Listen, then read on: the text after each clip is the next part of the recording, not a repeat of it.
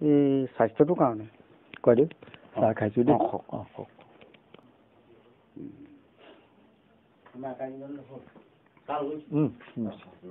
আপুনি লওক গৃহস্থ ধান পোৱা কথা ভাণ্ডাৰ আছে মানে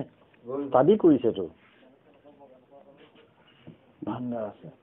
আৰু এই বস্তুটো কি জানে নাই মই তুমি বুলি কৈছোঁ দেই মাইণ্ড নকৰিবা এখেতৰ যিটো নলেজ আমি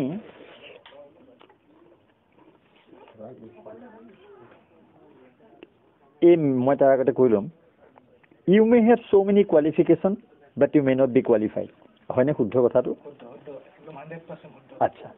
আমাৰ সেইকাৰণে গাঁৱৰ ভদ্ৰলোকে আগতে মই আজি প্ৰায় প্ৰথম মাজুলী মহোৎসৱ পাতোঁতে মই এষাৰ কথা কৈছিলোঁ তাত দেই মই কিবা এটা ক'বলৈ মাতিছিলে তালৈ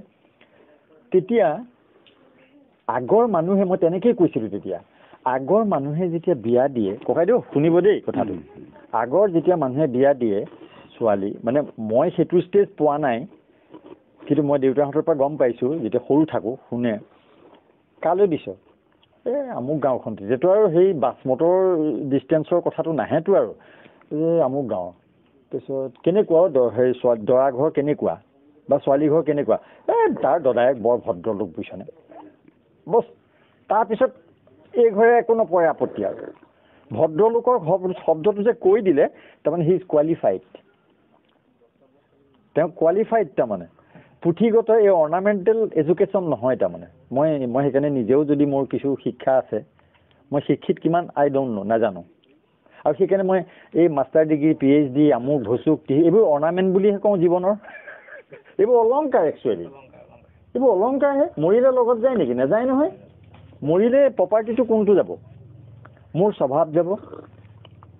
মোৰ আচাৰ নীতি ব্যৱহাৰ আজি মই যিখিনি কথা পাতিলোঁ কাৰোবাৰ যদি মোৰ সত্য কথাখিনিয়ে যদি অন্তৰত সাজ বহাই থৈছে সেইবিলাকে জীয়াই থাকিব মোৰ গাড়ী ঘোঁৰা ঘৰ দুৱাৰ মোৰ ডিগ্ৰী মোৰ চাৰ্টিফিকেট একো জীয়াই নাথাকে মই লগত নিবও নোৱাৰোঁ মিছা কথা গতিকে মোৰ প্ৰপাৰ্টি কোনবিলাক সেইবিলাক প্ৰপাৰ্টি আজি এখেতৰ এইটো প্ৰপাৰ্টি আমাক যিখিনি ক'লে সেইখিনিহে আচল প্ৰপাৰ্টি এইখিনি কথা আমি এখেত কাইলৈ গুচি যোৱাৰ পিছতো আমাৰ কিন্তু মনত থাকিব গতিকে প্ৰপাৰ্টি জীয়াই থাকে property can transmit that means knowledge can transmit আজি আমি বহুত নলেজ পালোঁ knowledge can transmit to some other place it can carry to long distance even to the infinity কিন্তু এডুকেশ্যনটো নিব নোৱাৰি education may be in a certain place for example industry a university you may get a one ornament necklace বোলে PhD পাইছে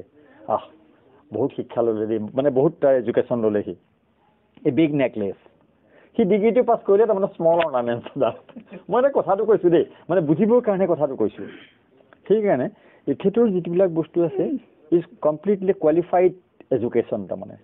qualified তাৰমানে অভিজ্ঞতা শুনা পঢ়া যিমানখিনি হ'ল is a good knowledge holder তাৰমানে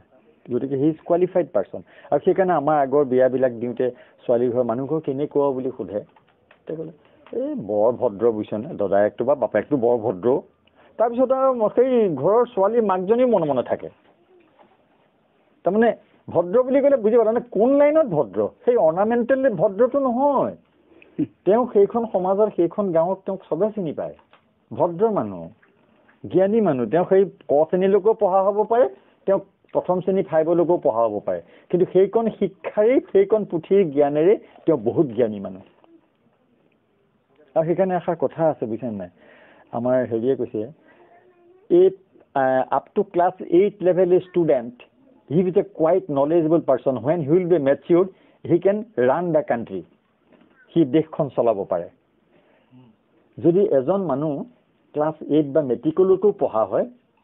তেওঁক এখন দেশো চলাব পাৰিব কাৰণ কেলে তেওঁ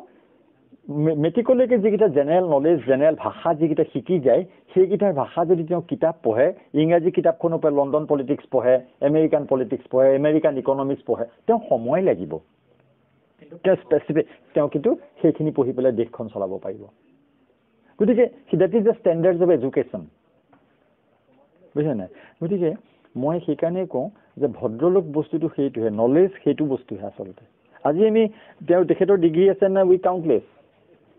সেইটো শুনাই নাই কিন্তু 10টা ফেলোত কিন্তু অন্তৰৰ পৰা গৈ আছে মানুহজনলৈ মোৰ কিন্তু গৈ আছে মোৰ প্ৰত্যেক মুহূৰ্তত 10টা চেলুট তেখেতলৈ গৈ আছে তাৰমানে only because of I salute his knowledge সেইকাৰণে এই কথাবোৰ আমি এপ্ৰিচিয়েট কৰিব লাগে আৰু এই কথাবোৰ ককাই দিওঁ যেতিয়া ল'ৰাবোৰে শিকিবলৈ আহে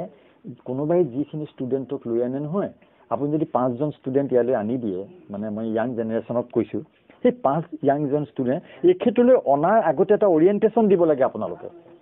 আপোনালোকৰ ক্লাব আছে বা কিবা আছে অনুষ্ঠান এটা আছে বা আজি কলেজৰ বা স্কুলৰ ৰুম এটাকে ল'লে তেওঁলোকক আপোনালোকে 4 দিনমান অৰিয়েণ্টেশ্যন দিয়ক নলেজ কেনেকৈ ল'বা আমি তোমালোকক কোনো কিতাপৰ শিক্ষাৰ সম্পৰ্কে নকওঁ নলেজ কেনেকৈ ল'বা তেওঁ এজন অশিক্ষিত মানুহ হ'ব তেওঁ এজন গৰু বাগাল হৈয়ে জীৱনটো কটাইছে কিন্তু তেওঁৰ সাংঘাতিক অভিজ্ঞতা আছে সেই অভিজ্ঞতাটো কিন্তু এজন চাইণ্টিষ্টেও ল'ব লাগিব এজন বিখ্যাত সাহিত্যিকেও ল'ব লাগিব কোনে মাৰিছে আমাৰ নেকি এজন অন্য মানুহেও শিকিব লগা আছে গতিকে অভিজ্ঞতাৰ শিক্ষাটো কোনোদিন অমূলক হ'ব নোৱাৰে কেতিয়াও এই কথাবিলাকেৰ সত্ত্বে যদি আমি সেই জেনেৰেশ্যনটোক যদি এখেতৰ ওচৰত শিকাবলৈ আনো অৰ্থাৎ মই বিশেষকৈ চকলং পদ্ধতিটোৰ কথাকে কৈ আছোঁ যেনিবা সেই নলেজখিনি আগতে অৰিয়েণ্টেশ্যন কৰি ল'ব লাগে আমাৰ যেনেকৈ স্কুল কলেজ ইউনিভাৰ্চিটিবিলাকত অৰিয়েণ্টেশ্যন কৰে তেনেধৰণে আপোনালোকে 3 দিনমান অৰিয়েণ্টেশ্যন দিয়ক তেওঁলোকক 2 ঘণ্টা বা 1 ঘণ্টাৰ অৰিয়েণ্টেশ্যন চাহ খাম আহা তোমালোক 5টাত শিকিবলৈ ইচ্ছা কৰিছা বোলে হয় শিকিব লাগিব চিলেবাছখন শিকিব লাগিব তেখেতৰ ওচৰত কোনো কথা নাই কিন্তু তাৰ আগতে আমি জানিব লগা কিছুমান কথা আছে অৰ্থাৎ সেইখিনিয়ে তেওঁলোকক হৃদয়ংগম কৰাই পেলাব আৰু মানুহজনৰ ওচৰত তেতিয়া তেওঁ মানে নতশিৰে মানি ল'ব আমি যেনেকৈ কোৱা শুনো সত্ৰৰ অধিকাৰ এজনৰ কথা যদি কয় বৰ জ্ঞানীটো দেখিলে ভাল লাগি যায় মানুহজন মোক যদি কোনোবাই কৈ দিয়ে সেই মানুহজনৰ ওচৰলৈ যেতিয়া মই যাম তেনেকুৱা এটা দৃষ্টিভংগী লৈ নাযাওঁ জানো তেনেকুৱা এটা দৃষ্টিভংগী লৈয়ে যাম ঠিক এখেতৰ ওচৰলৈ আহোঁতেও মই ভাবোঁ ইয়াং জেনেৰেশ্যনটোক অকণমান তেনেকুৱা আপোনালোকে অৰিয়েণ্টেশ্যন কৰক